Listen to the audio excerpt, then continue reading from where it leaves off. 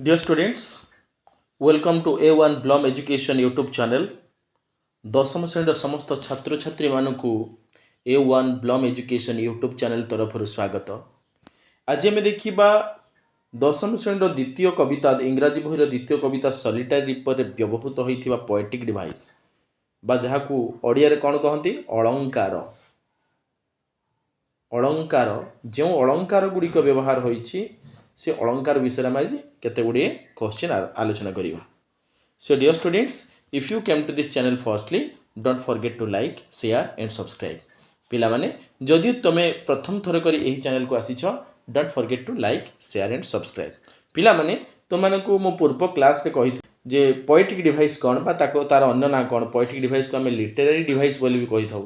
କ'ଣ କହିଥାଉ ନା ଲିଟେରାରୀ ଡିଭାଇସ୍। ଲିଟେରାରୀ ଡିଭାଇସ୍ ଆଉ କ'ଣ କହିଥାଉ ନା figure of speech. Figure of speech. Figure of speech ବା ତାକୁ ଆମେ କ'ଣ କହିବା ଓଡ଼ିଆରେ ଅଳଙ୍କାର। ତାହେଲେ ପ୍ରଥମ ପ୍ରଶ୍ନ ଆମେ ଦେଖିବା behold her single in the field. ପିଲାମାନେ ଭଗବାନ ଆମକୁ ଆମେ ଯେତେବେଳେ all things bright and beautiful poem ଆଲୋଚନା କଲେ ସେତେବେଳେ ଆମେ ଜାଣିଛୁ ଭଗବାନ ଆମକୁ 5ଟି ଇନ୍ଦ୍ରିୟ ଦେଇଛନ୍ତି ହେଲା। ସେ 5ଟି ଇନ୍ଦ୍ରିୟରେ ଯଦି ଆମେ ଯେତେବେଳେ ଗୋଟେ ଭିଜୁଆଲ୍ ପିକ୍ଚର ଦେଖୁ ସତେ ଯେମିତି ଆମ ଆଖି ଆଗରେ ଗୋଟେ ପିକ୍ଚର ଗୋଟେ ଛବି ପ୍ରତିବିମ୍ବିତ ବା ଖେଳିଯାଏ ରିଫ୍ଲେକ୍ଟ ହୁଏ ହେଲା। ତେଣୁ ଏହି ସେଣ୍ଟେନ୍ସ ବିହଲ୍ଡ ହର୍ ତାକୁ ଦେଖ ସେ ଏକୁଟିଆ କ୍ଷେତରେ ଅଛି। ୱିଲିୟମ୍ ୱାର୍ଡସୱର୍ଥ ଯେତେବେଳେ ସେ ଝିଅଟିର ଗୀତକୁ ଶୁଣୁଛନ୍ତି ଗୀତକୁ ବୁଝିପାରି ନାହାନ୍ତି କିନ୍ତୁ କହୁଛନ୍ତି ଦେଖ ସେ କ୍ଷେତରେ ଏକୁଟିଆ ଅଛି। ସେତେବେଳେ ଆମେ ଯେଉଁ ରହିଲୁ ରିଡର, ଆମେ ଯେଉଁ ରହିଲୁ ପାଠକ ସତେ ଯେମିତି ଆମ ଆଖି ଆଗରେ ଗୋଟେ ଭିଜୁଆଲ୍ ପିକ୍ଚର କ୍ରିଏଟ୍ ହେଲା ନୁହେଁ କି। ଏ ହେଉଛି କ'ଣ ଭିଜୁଆଲ୍ ପିକ୍ଚର ଯଦି କ୍ରିଏଟ୍ ହେଉଛି ସେହିପରି ପୋଏଟିକ୍ ଡିଭାଇସ୍ ଗୁଡ଼ିକୁ ଆମେ କ'ଣ କହୁ ନା ଇମାଜେରୀ ହେଲା। କ'ଣ କହୁ ନା ଇମାଜେରୀ ପୋଏଟିକ୍ ଡିଭାଇସ୍। ତାପରେ ଦେଖିବା number 2 stop here or gently pass. ଏଠି ଅଟକି ଯାଅ ନହେଲେ ଶାନ୍ତିରେ ଚାଲିଯାଅ। ଷ୍ଟପ୍ ହିୟର ପିଲାମାନେ ମନେ ରଖିଥିବ ଇଫ୍ ଦ ପୋଏଟ୍ ଆଡ୍ରେସେସ୍ ସମୱାନ୍ ବଟ୍ କବି ଯଦି କାହାକୁ ଆଡ୍ରେସ୍ କରୁଛନ୍ତି କାହାକୁ ଉପରେ ସେ ଆଲୋଚନା କରୁଛନ୍ତି କାହାକୁ ସମ୍ବୋଧନ କରୁଛନ୍ତି କିନ୍ତୁ ସେ ବ୍ୟକ୍ତି ଜଣକ ଯଦି ଅନୁପସ୍ଥିତ ହେଲା when a poet addresses someone but that is absent, that person is absent at that moment ହେଲା। ଯଦି କାହାକୁ ଆମେ ସମ୍ବୋଧନ କରି ଡାକିବା ଯଦି ସେ ବ୍ୟକ୍ତି ଜଣକ ସେଠି ଅନୁପସ୍ଥିତ ଥିବ କବିତାରେ ଯଦି ଏପରି ଲେଖା ହେଇଥିବ stop here or gently pass ଏଠି କ'ଣ ଆପୋଷ୍ଟ୍ରୋଫି ଚିହ୍ନ ରହିଛି ସମ୍ବନ୍ଧବାଚକ ଚିହ୍ନ ହେଲା। ଏଇ ଯେଉଁ ଚିହ୍ନଟି ରହୁଛି ସମ୍ବନ୍ଧବାଚକ ଚିହ୍ନଟି ଇଏ ହେଉଛି କ'ଣ ଆପୋଷ୍ଟ୍ରୋଫି ପୋଏଟିକ୍ ଡିଭାଇସ୍ର ଚିହ୍ନ। ତାହେଲେ ଇଏ ହେଉଛି ଆପୋଷ୍ଟ୍ରୋଫି ହେଲା। ଡାଇରେକ୍ଟ ଆଡ୍ରେସ୍ କରାଯିବ। କ୍ୱେଶ୍ଚନ୍ ନମ୍ବର 3କୁ ଲକ୍ଷ୍ୟ କର। ଏଲନ୍ ସି କଟ୍ସ ଆଣ୍ଡ ବାଇଣ୍ଡସ୍ ଦ ଗ୍ରାଇନ୍। ଏକୁଟିଆ ସେ ଶସ୍ୟ କାଟିଥାଏ ଏବଂ ଶସ୍ୟକୁ ମଧ୍ୟ ବାନ୍ଧିଥାଏ। ଏଠି ମଧ୍ୟ ଇମାଜେରୀ ହେଲା। ଏଠି ଅଲସୋ ପୋଏଟିକ୍ ଡିଭାଇସ୍ ଅଫ୍ ଇମାଜେରୀ ହେଲା। ଇଏ ହେଉଛି ଇମାଜେରୀ। ଆଇରନି କ'ଣ ଆଇରନି କହିଲେ ବ୍ୟଙ୍ଗାତ୍ମକ ହେଲା। ଅକ୍ଜିମୋରନ୍ କହିଲେ ଅକ୍ଜିମୋରନ୍ ଯେମିତି ଡେ ନାଇଟ୍ ଆମେ ଡେ ନାଇଟ୍ ଲେଖୁଛୁ ଡେ ନାଇଟ୍। ଅକ୍ଜି ମାନେ କ'ଣ ଅକ୍ଜିକୁ ମୁଁ ଷ୍ଟ୍ରେସ୍ କଲେ ଦୁଇଟା ୱାର୍ଡ଼ ମିଳିଲା ଗୋଟେ ଅକ୍ଜି କହିଲେ ଅପୋଜିଟ୍ ଅକ୍ଜି ଅର୍ଥ ଅପୋଜିଟ୍। ଆଉ ମରନ୍ କହିଲେ କ'ଣ ମରନ୍ର ଅର୍ଥ ହେଉଛି ୱାର୍ଡ଼ ମରନ୍ର ଅର୍ଥ ହେଉଛି ୱାର୍ଡ଼ ଅପୋଜିଟ୍ ୱାର୍ଡ଼। ତାହେଲେ ଆମର ଏଠି ଅକ୍ଜିମୋରନ୍ର ବ୍ୟବହାର ହୋଇନି ହେଲା। ଆମେ ନେକ୍ସଟ କ୍ୱେଶ୍ଚିନ୍କୁ ଯିବା। ବର୍ତ୍ତମାନ ଆମେ ଦେଖିବା question number 4 and sings a melancholy strain and sings a melancholy strain. melancholy shows dash। ତାହେଲେ ଏଠାରେ ଯେଉଁ melancholy ୱାର୍ଡ଼ ରହିଛି melancholy ମାନେ କ'ଣ melancholy କହିଲେ ଦୁଃଖ ହେଲା। melancholy କ'ଣ melancholy କହିଲେ ଦୁଃଖ। ଏଇ ଦୁଃଖ କାହାକୁ ବୁଝାଉଛି ନା ଟନ୍ ବା mood of the poem. Question number 4ର ଆନ୍ସରକୁ ଦେଖିବା। ଟନ୍ ବା mood of the poem mood of the device ହେଲା। କବିତାର ଯେଉଁ ଟନ୍ ଇଏ ତ ରୋମାଣ୍ଟିସିଜମ୍ ପୋଏମ୍ଟି ହେଲା। melancholy it is the tone of the poem. Next କ୍ୱେଶ୍ଚିନ୍କୁ ଯିବା। ଓ ଲିସନ୍ कौन कहुई ओ लिसेन ओ शुण जमी O death be not proud जंडन गोटे कविता लिखिते से कहते हे मृत्यु ओ डेथ जमती कौन आम जन को आड्रेस करवा कि से व्यक्ति जनक नथिबो ओ डेथ हे मृत्यु तू गर्व करना डोंट बी प्राउड हे मृत्यु आम कवितार जन को आड्रेस करवा कि से व्यक्ति जनक अनुपस्थित थी यहीपरि पोएटिक डिवाइस को कौन कहुए मुझे कहली ये हूँ कौन ना आपोस्ट्रोफी है आपोस्ट्रोफी आउ आज लाइक व्यवहार हेले सिमिली आउ जति गोटे कन्सोनाट बारंबार आवृत्ति होइतिबो repetition of consonant alliteration repetition of consonant और कन्सोनाट साउंड ये कौन ना एलिट्रेशन तापर देखिबा question number 6 the vale profound is overflowing तले आम गोटे क्वेश्चन ये मुझे आंसर कहवा पूर्व मुझे एक्सप्लेन कर दूची भेल प्रोफाउंड आज समग्र उपत्यकाटी ओवरफ्लोइंग हो जाऊँगी ओवरफ्लोइंग कहार काम ना मनीषर काम मनीषर गोटे एक्शन एटा है जदि मनीषर एक्शन कि क्वालिटी गुड़िक गोटे निर्जीव वस्तु व प्राणी उपर आरोप करा जाए है जमिति गछ कहला बरगछ कहला मो शरीर रे मो हृदय भितर अनेक प्राणी रोचंती बरगछ कहला कि बरगछ कहवाटा मनीषर गुण जदि मनीषर एक्शन गुड़िक कौन निर्जीव वस्तु किंबा प्राणी उपर जदि आरोप करा जाए सी हूँ व्यक्तित्व आरोप अलंकार ताको इंग्राजी में कहती पर्सनिफिकेशन बुझीला ऑप्शन ए यार राइट आंसर तापर आम देखा no nightingale did ever chant कौन सी बुलबुल पक्षी केबे भी एमती गीत गाई पारे ना कौन सी बुलबुल पक्षी केबे हेले एमती गीत गाई पारे ना से झीर गीत सहित से बुलबुल पक्षीर गीत को तुलना कि सेन्टेन्स जेपरी लिखागला ये कौन अतिरंजित कर दिया सेन्टेन्स टी है अतिरंजित अति रंगीन जोता अतिरंजित अतिरंजित वाक्य को कौन कहुए इंग्राजी रे ना हाइपरबोल है हाइपरबोल ये सेन्टेन्स टी हूँ हाइपरबोल हाइपरबोल अर्थ ही मुझे बुझे दूची हाइपर को मुझे स्ट्रेस करुच्ची है हाइपर माने कौन बॉल माने कौन हाइपर कहले कौन एक्जाजिरेट करवा अतिरंजित करवा है एक्जाजिरेट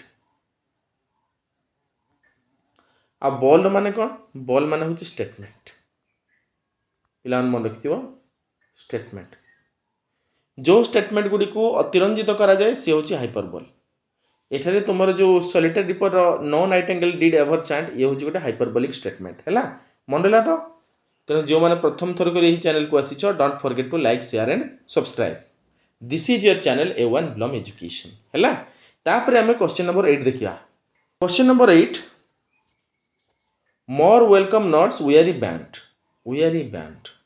क्लांत हो जाइथिबा है क्लांत हो जाइथिबा band we are talking about that क्लांत वीआरी बैंड्स मोर welcome notes to weary band जो कहुँ क्लांत हो जाइथिबा कंठशिल्पी वृंद बा क्लांत ये शब्द जो निगला ये आम लाइक वीआरी बैंड करते सिमिल होता ऑप्शन ए है मेटाफर बर्तमान आम जा क्वेश्चन नंबर 9 को जीवा क्वेश्चन नंबर 9 रो क्वेश्चन है एमंग अरेबियन सैंड्स अरब सागर रो जो बालुका स्तूप ये भी कौन गोटे इमेजरी विजुअली जो आम गोटे मेंटल इमेज गोटे क्रिएट होची मानसिक स्तर में गोटे कौन इमेज क्रिएट होची किंतु आम ताको छुई पारिबा नहीं है ये कौन ये भी होची इमेजरी बुझेला ऑप्शन ए यार राइट आंसर तापर देखिबा 10 नंबर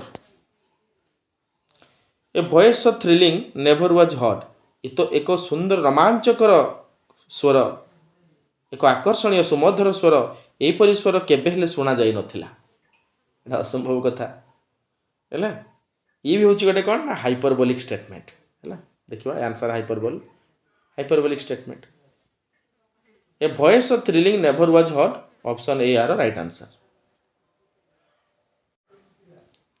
क्वेश्चन नंबर 11 को आसीबा breaking the silence of the seas समुद्रर नीरवता को भंग करिथाए ताले नीरव किए हुए मनीष मनीषर गुण नीरव रहिबा मनीषर गुण जदि मनीषर गुण गुडी को अप्लाई करा गला नॉन लिविंग बीइंग किबा प्राणी उपरे कोन कहबा व्हाट इट इज कॉल्ड ताले से होची पर्सनिफिकेशन व्यक्तित्व आरोप अलंकार ऑप्शन ए हर राइट आंसर।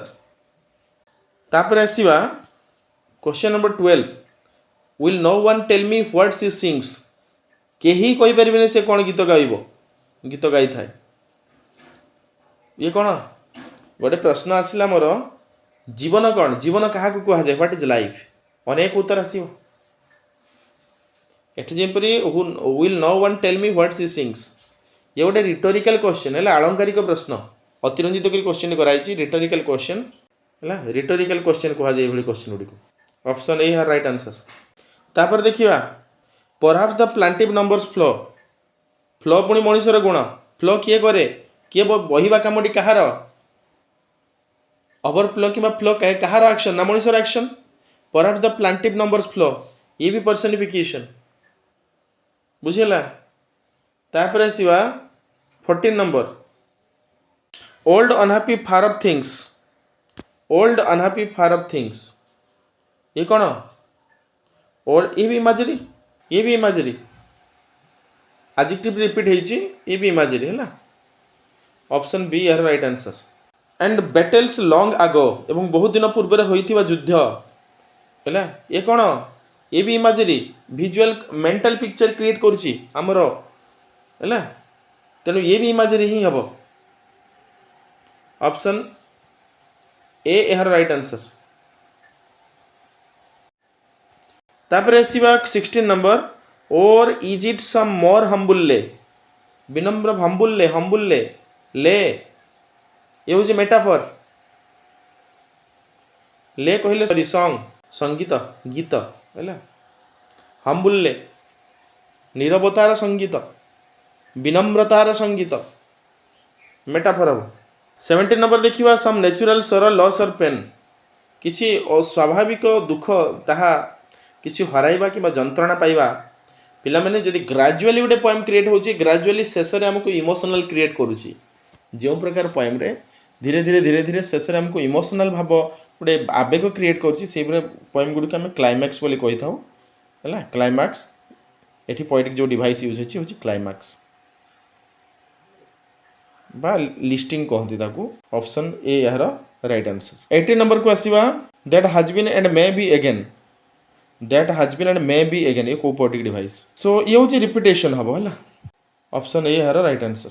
क्वेश्चन नंबर 19 को आसीबा I listened motionless and still I listened motionless and still it has been also repeated so that's why it is also repetition by emphasis रे जीवो option A यार right answer. 20 नंबर देखिबा the music in my heart I bore ताले the music in my heart I bore ताले जो संगीत विषय कह होची से संगीत को कवि कहउचंती से होची मोर हृदय ये होची कोन मेटाफर लाइक माय हार्ट ही पल्ला नहीं जदि लाइक यूज ही थांता ताहले हमें सिमिली कहि थांता like as use हिथिले।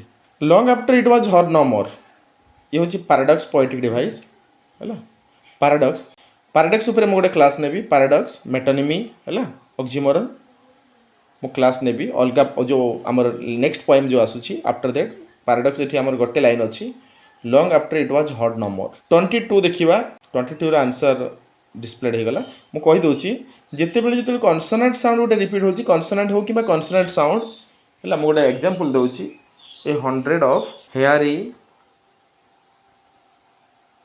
Huge horses जिते बड़े कॉन्सोनेंट साउंड रिपीट जमी देखू आम जमी देखिलु आम H H H H a 100 of hairy huge horses जेपरी गोटे कॉन्सोनेंट रिपीट होइछे बारंबार सेते बडे हम ताकू कोन कहबा इलेक्ट्रिशियन बोली कहबा द ओडियर कोन कहबा जे अनुप्रास अलंकार। बर्तमान देखिए जो क्वेश्चन कि आम बिगिनिंग रे आलोचना करते single in the field. Single in the field ये विजुअल विजुअल पिक्चर विजुअली आम मेंटल पिक्चर गोटे क्रिएट करम अंतर्दृष्टि तेणु ये हूँ कौन ये हूँ इमाजरी बा इमाजरी कहवा। तापर जो गोटे यूज करागला नाइटिंगेल एवं कुकू लाइक आज यूज कराई तो मतलब कही तुम मानक लाइक आज यूज कला बेलू ताको सिमिली कहवा नुहे कि। क्वेश्चन नंबर 25 देखिए ओवरफ्लोइंग विथ साउंड। ओवरफ्लोइंग तो मनीषर गुण मनीषर एक्शन। ओवरफ्लोइंग साउंड रे कौन ओवरफ्लो कर हेबनी तेणु ये हाइपरबोल भी हो पार हाइपरबोल प्लस पर्सनिफिकेशन है। Option A are right answer. Weary bands कौन वेयरी बैंड्स तो मुझे मेटाफोरिकल एक्सप्रेशन एटा है metaphorical expression. Option A are right answer. Vale profound ये कौन पोएटिक डिवाइस भेल प्रोफाउंड आम विजुअल भेल प्रोफाउंड आम संपूर्ण उपत्यका गोटे मेंटाली कौन मेंटाली इमेज क्रिएट करमर विजुअली गोटे इनवर्ड इमेज सॉरी एटा पिला माने इमेजरी हम है mental picture vale profound. Use of nature elements in the poem जो कवितार जो प्रकार नेचुरल एलिमेंट्स यूज होती क्या उज्जीवित करे क्या प्रदर्शित करे ना रोमांटिसिज्म को कहीं पोएट तो निजे होती जड़े रोमांटिक पोएट रोमांटिसिज्म को बा रोमांटिक इमेजरी है। 29 नंबर क्वेश्चन को जीवा the poet imagining meaning of song ताले कवि जो कल्पना विलासी होई कविताटी पाठक मान मन को किणी नहीं गले ताले क्या रिफर करुच्ची क्या बुझाऊँ इमेजिनेशन को कल्पना को स्पेकुलेशन को इमेजिनेशन को। Option A are right answer. शेष आम देखा 30 नंबर प्रश्न रे कौन सब प्रश्न कौन सब कहुई ओवरऑल पोएम मेनली यूजेस ताले मुख्यतः कवितार आम कौन यूज होती कवितार मेनली इमेजरी यूज है कवितार मुख्यतः इमेजरी व्यवहार होती इमेजरी आउ कौन आ सिमिली है सिमिली